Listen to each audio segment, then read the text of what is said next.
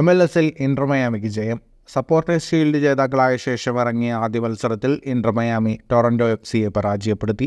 എതിരില്ലാത്ത ഒറ്റ ഗോളിനാണ് ഇന്റർ മയാമിയുടെ ജയം.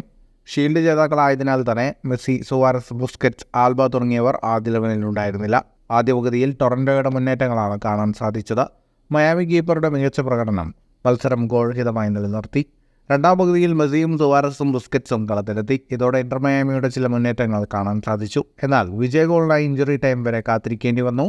സുവാരസും കാമനയും നടത്തിയ 1-2 മുന്നേറ്റത്തിനൊടുവിൽ സുവാരസിന്റെ മനോഹരമായ ക്രോസ് കാമന ആക്രോബാറ്റിക് ഫിനിഷിലൂടെ വലയിലെത്തിക്കുകയായിരുന്നു. ഈ ഗോൾ ഇന്റർ മയാമിക്ക് വിജയം സമ്മാനിച്ചു. മത്സരത്തിന്റെ കണക്കുകളിലേക്ക് വന്നാൽ 57% ബോൾ പൊസിഷൻ ഇന്റർ മയാമിക്കായിരുന്നു.